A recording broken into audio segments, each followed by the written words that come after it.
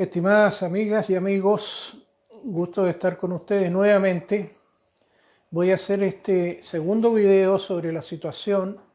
de crisis que afecta en estos momentos a nuestro país. El primero lo dediqué al tema del neoliberalismo como una de las causas de esta crisis. Y hoy día voy a hablar de la segunda causa de esta crisis, que es la mezcla de alienígenas culturales, del lumpenproletariat y del marxismo. En un tercer video o entrega voy a hablar del estado de partidos y en un cuarto video voy a hablar del gobierno de Piñera, que para mí constituyen en su conjunto las cuatro causas de esta crisis, una de las más graves que ha pasado en nuestro país en sus 209 años de historia.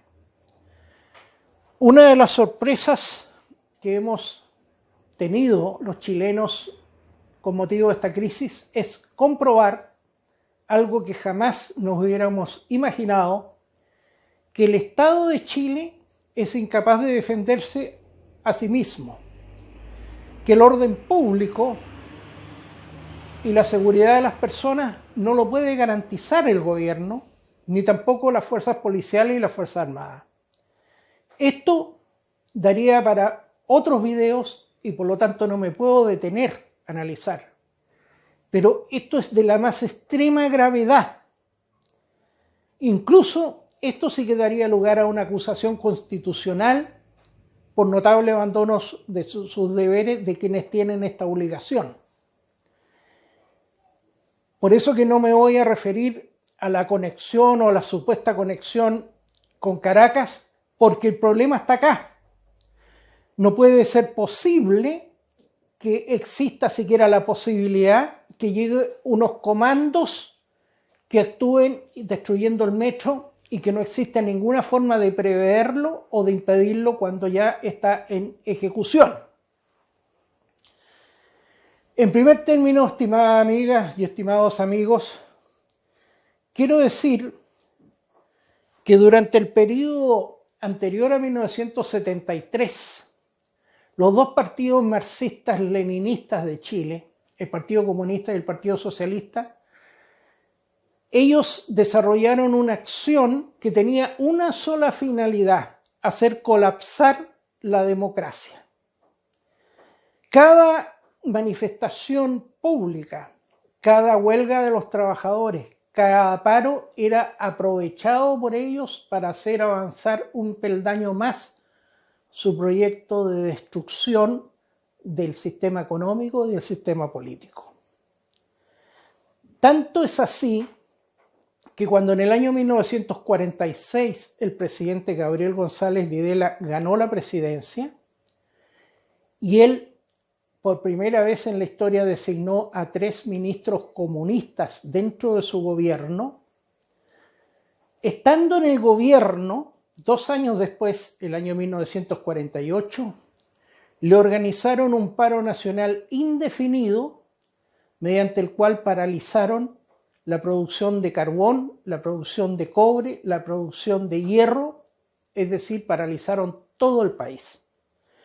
Y en esa época, la paralización de la producción de carbón era lo más grave que podía ocurrir,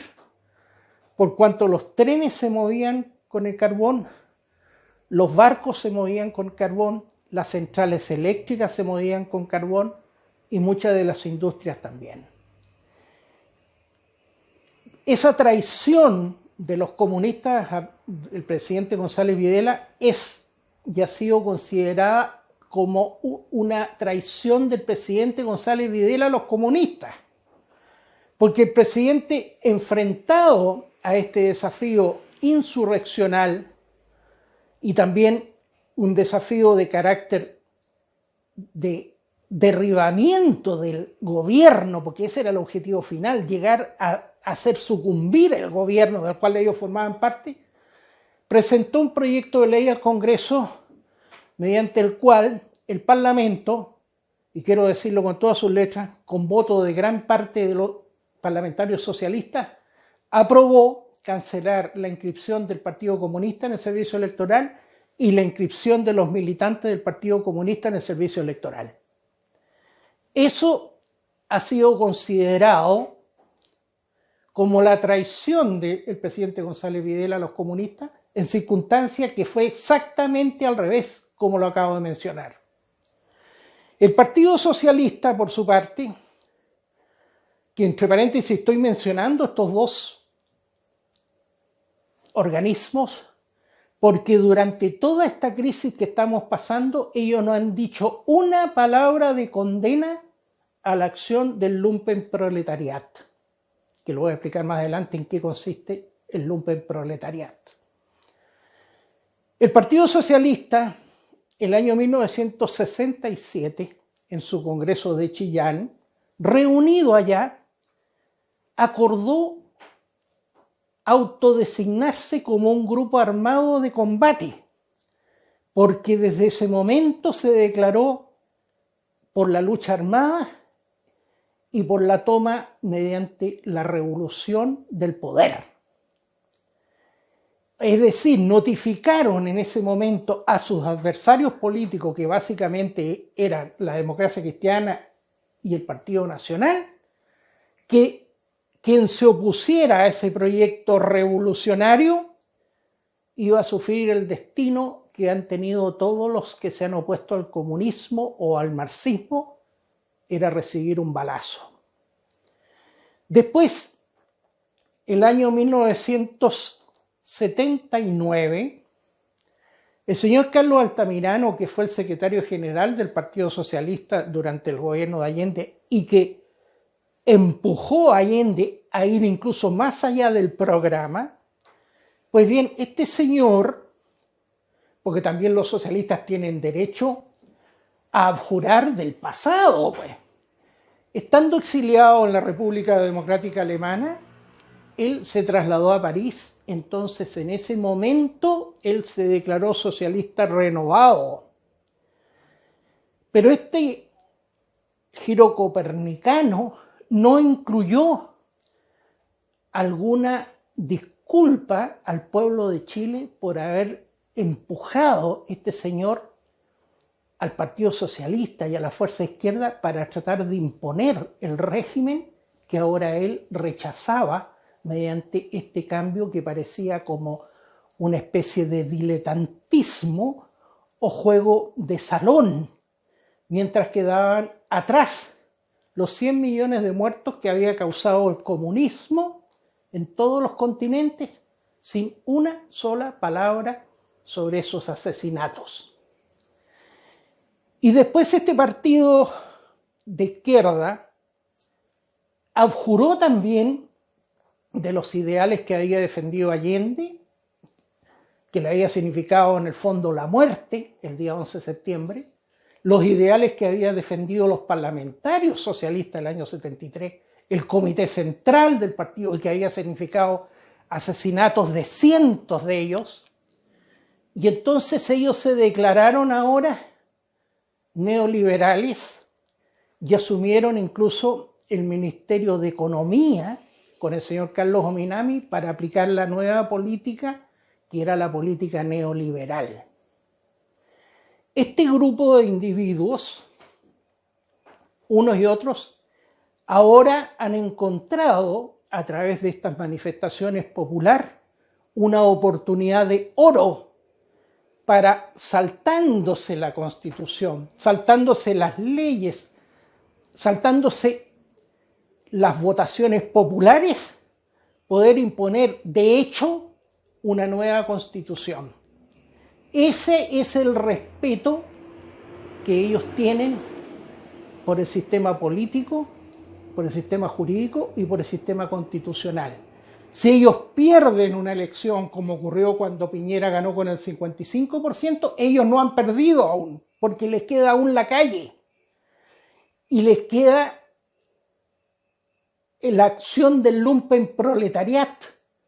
que está en estos momentos desbordado en Chile, porque Chile en estos momentos es un país que no tiene Estado de Derecho,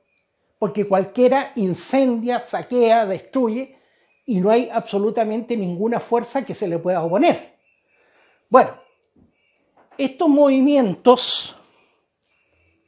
sobre todo el Partido Socialista, que llegó al extremo de declararse renovados o autocomplacientes, quedaron, por supuesto, muy complacidos con lo que pasó a partir del año 90, porque teniendo un patrimonio en muchos casos insignificante, hoy ellos, después de 30 años en política, son magnates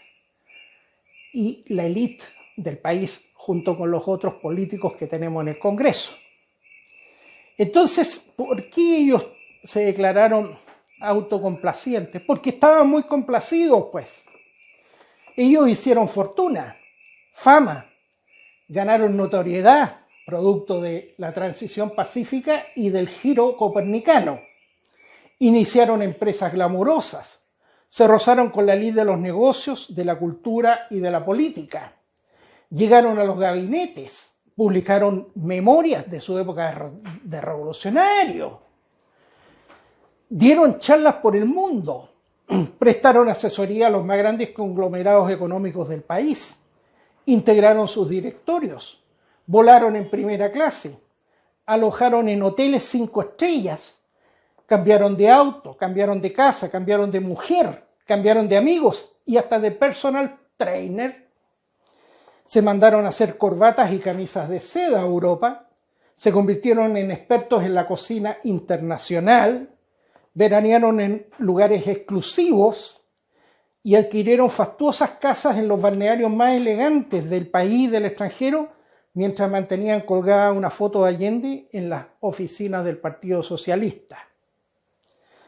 Se trató en definitiva de una generación fracasada que soñó con tomarse el cielo por asalto, pero que fue derrotada y que luego, reciclándose, se entregó sin pudor al neoliberalismo y al enriquecimiento personal. La imagen más patética de estos personajes, la postal de ellos, fue la que exhibió uno de sus descendientes, cuando inclinándose ante el banquero más poderoso de Chile, Luksic, obtuvo un crédito irregular que le permitió enriquecerse in actum durante el segundo mandato presidencial de su progenitora. Esta situación va acompañada del silenciamiento de los 100 millones de muertos que dejó esta ideología. 100 millones de muertos que están contenidos en cientos y miles de libros que narran los horrores ocurridos en cada país que cayeron bajo la bota comunista. Como este, por ejemplo, de Federico Jiménez Los Santos, recién publicado, Memoria del Comunismo, que es un libro notable de denuncia de aquellos asesinatos. También está la obra de grandes escritores que sufrieron el exilio, la tortura, la cárcel. Este es el libro de Milan Kundera, La insoportable levedad del ser. Él es checoslovaco y cuenta aquí cómo fue la invasión de Checoslovaquia el año 1968 por los tanques soviéticos y del Pacto de Varsovia, que acabó con la primavera de Praga, que presidía o dirigía Alexander Dubček, porque era un comunista no ortodoxo y Leonid Brezhnev no lo permitió.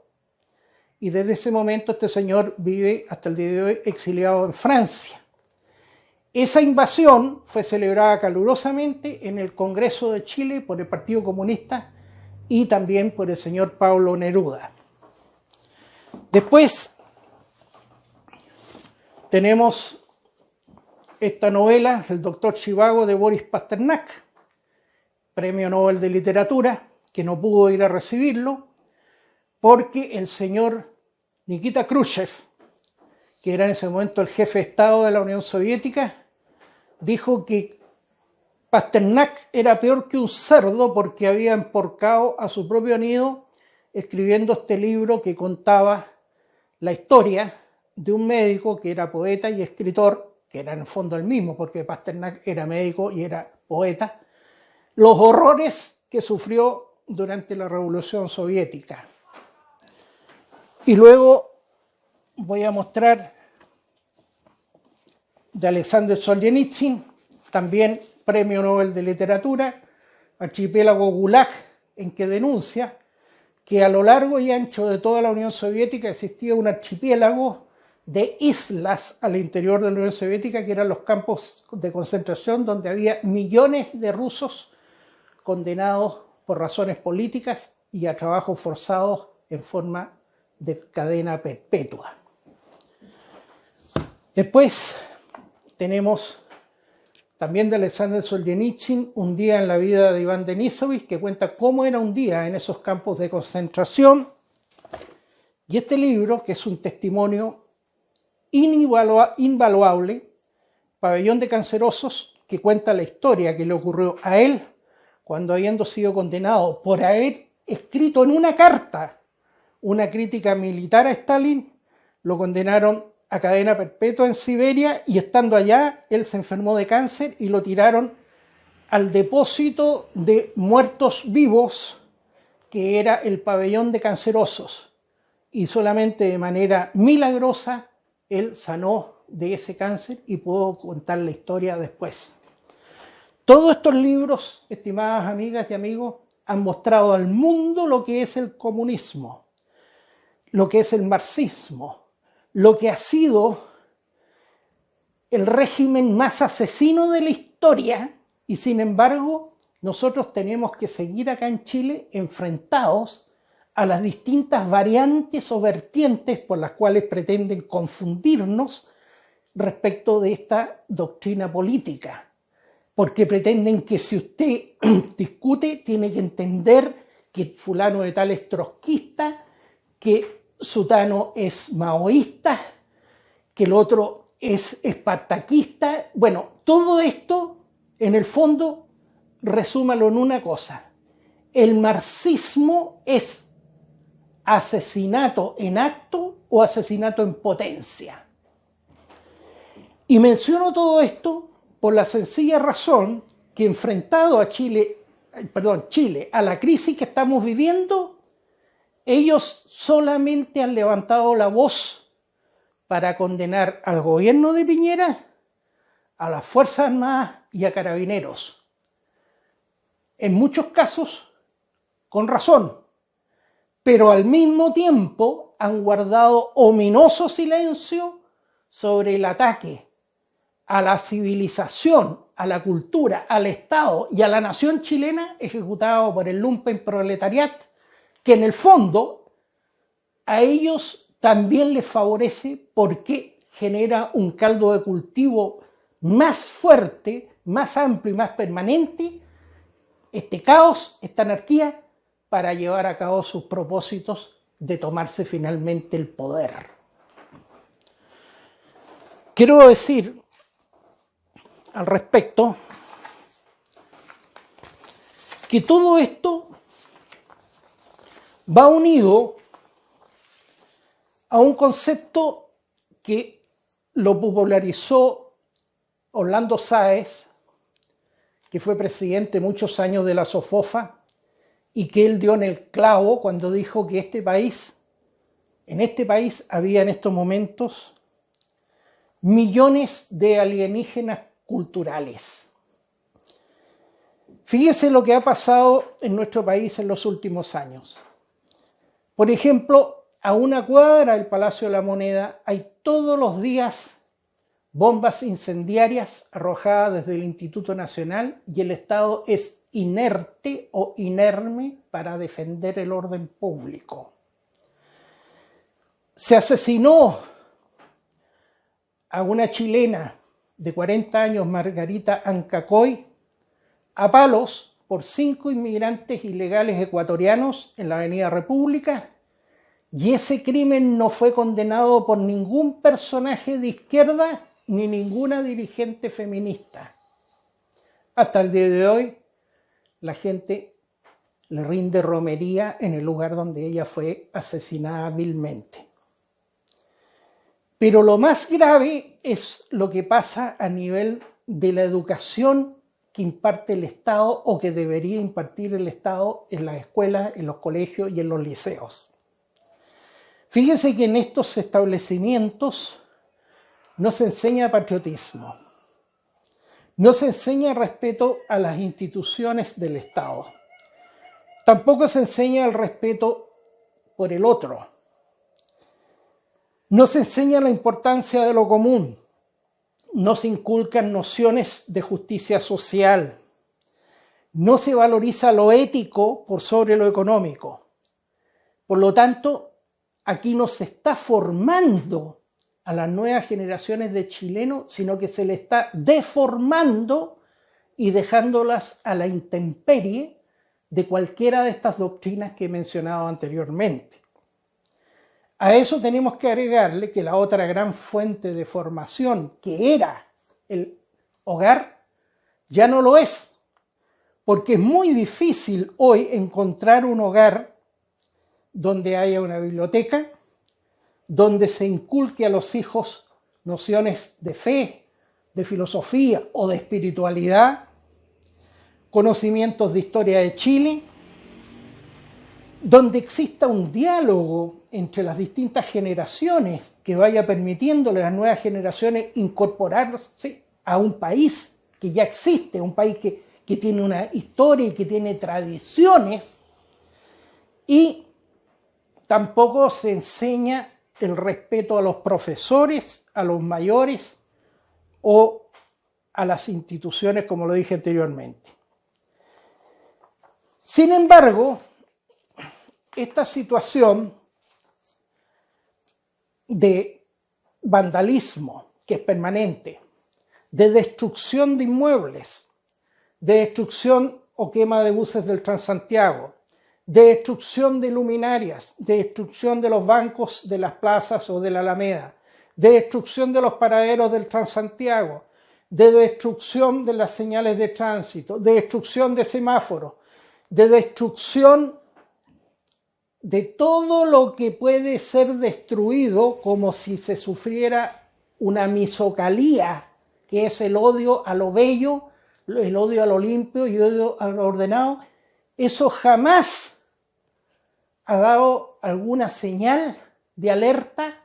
a las autoridades o a los hombres públicos en Chile para entender de que aquí hay un fenómeno de carácter sociológico y de psicología social que es muy grave, y sin embargo se pasa por alto como que aquí no existiera esta especie como de pérdida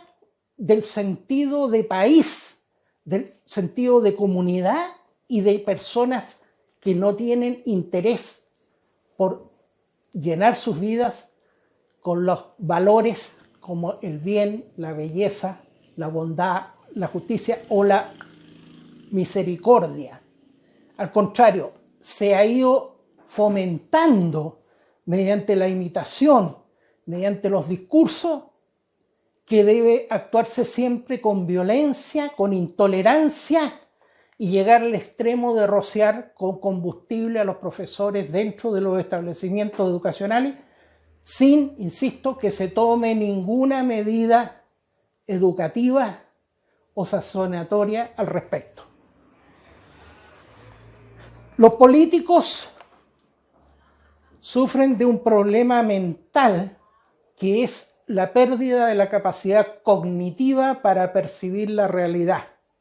Por eso que fenómenos tan dramáticos como el que estoy denunciando pasan absolutamente desapercibidos para los políticos chilenos, que actúan como que tuvieran demencia senil, principio de Alzheimer o problemas vasculares porque no perciben la realidad. Y un político que no percibe o no respeta el principio de la realidad es un hombre que no puede gobernar ni dirigir nada. Entonces siguen creyendo que tienen en la cabeza los políticos que al frente hay un pueblo trabajador, un pueblo formal, un pueblo solidario, cuando ese pueblo ya no existe. La sociedad chilena ha acumulado una cantidad tan gigantesca de individuos asociales, de gente sin ninguna formación, que este propio señor Sáez dice que el pueblo chileno, si se le deja actuar libremente, no es capaz de administrar una democracia, como lo estamos viendo ahora, que quiere destruir todo lo que existe como una especie de desahogo de una frustración existencial, que además en estos momentos les da a ellos algo muy significativo,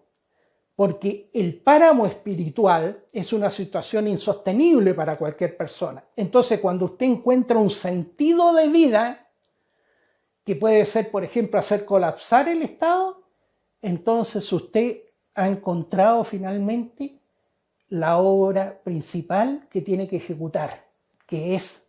hacer caer el sistema político y el sistema económico para calmar sus vacíos o sus ansias no satisfechas. Tenemos entonces que en Chile se perdió el amor a la patria.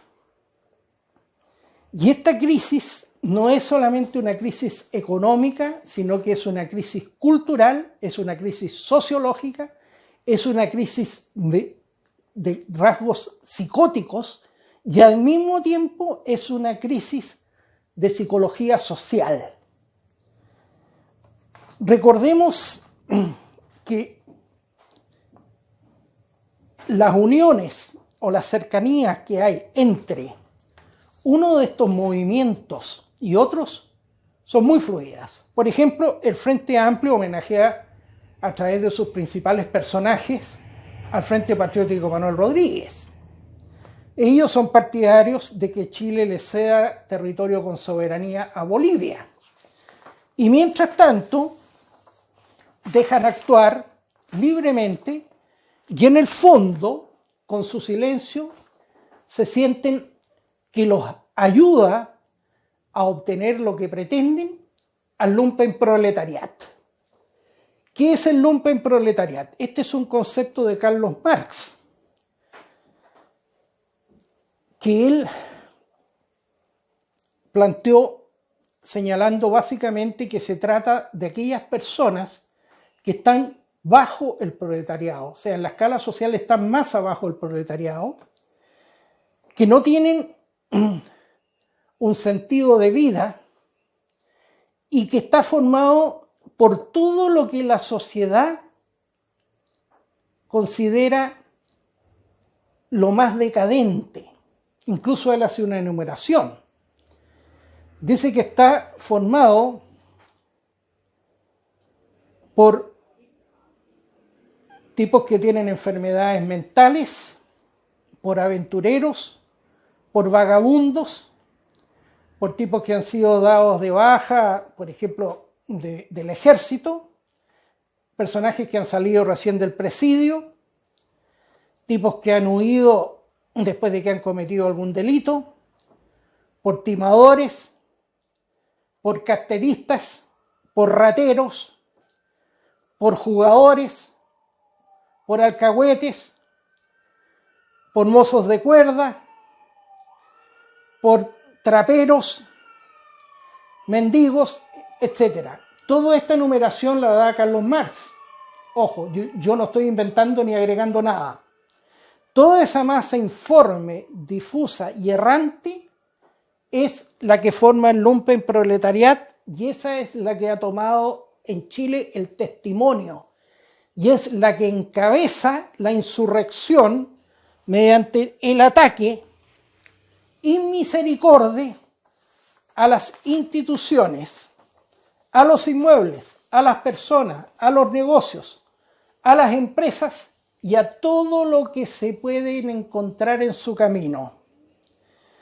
Solamente para darles información, aparte de las 70 estaciones del metro que destruyó el lumpenproletariat, han destruido 38 edificios consistoriales, o sea, 38 edificios donde funcionan municipalidades y han destruido 23 dependencias municipales. Sin embargo, dentro de este río de esta tormenta, de este aluvión que ha caído sobre Chile, han encontrado los partidos de oposición la oportunidad con que habían soñado durante largo tiempo. Como ellos perdieron la elección presidencial hace poco más de un año frente a Sebastián Piñera, entonces el empuje, el caos, el desorden, la ingobernabilidad que creó el lumpenproletariat con estas acciones, la consideraron que había llegado el momento de gloria para ellos, que era derogar la Constitución. ¿Cómo? No desde el punto de vista del derecho, es decir, mediante los mecanismos de reforma de la Constitución, sino que actuando por fuera de la Constitución, o sea, una derogación de hecho, la cual implicaría que en medio del mandato presidencial de Piñera, este quedara interrumpido abruptamente mediante la elección de un órgano superior, que es la Asamblea Constituyente, la cual tiene facultades para hacer una nueva constitución y por lo tanto decidir qué sucede con el mandato actual del presidente de la República, qué sucede con el mandato actual del Congreso y en qué momento se puede reemplazar y cuáles son los mecanismos en que esto puede llevarse a cabo.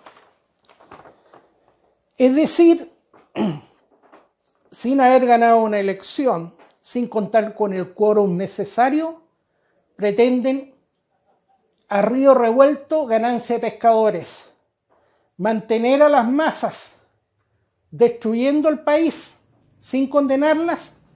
y ellos entonces reclamando por una nueva constitución que sería dictada, en el caso que se accediera a ello, con las masas actuando como guardias pretorianas, reunidas probablemente alrededor del recinto donde estaría sesionando la Asamblea Constituyente para ellos verificar si están dándole en el gusto o no con los capítulos o artículos de la Constitución que se estarían aprobando. Dictar una constitución de esta naturaleza significaría dividir definitivamente el país en dos, entre los que han impuesto esta constitución y aquellos que quedan sometidos a estos dictados surgidos del lumpenproletariat y de los grupos marxistas de distintos signos que han esperado esta oportunidad durante muchos años. Porque para desgracia de ellos, Chile no ha tenido nunca una constitución marxista, pero esta sería la oportunidad. Entonces tenemos que lo primero que se haría sería crear dos clases de chilenos. Los chilenos propiamente tales y los mapuches, que tendrían una categoría de chilenos de clase A mediante la entrega de asientos en el Senado como senadores designados que votarían permanentemente al lado de la izquierda y serían el mentis más grande de que ellos eran contrarios a los senadores designados de Pinochet por razones democráticas, porque ahora habría senadores designados mapuches, también por razones profundamente democráticas. Se haría una constitución que tendría por objeto infamar a todos aquellos presidentes que en el siglo XIX actuaron en contra de los mapuches. Y finalmente dividiría el país de una manera tal que no habría, sería el crisol de la disputa permanente, del conflicto social y no de la unidad, ni del patriotismo, ni de la paz social. Ese sería el resultado si se aprobara una constitución en estas circunstancias, en estos términos y en estos momentos. Estimadas amigas y amigos, gusto de haber estado con ustedes y nos veremos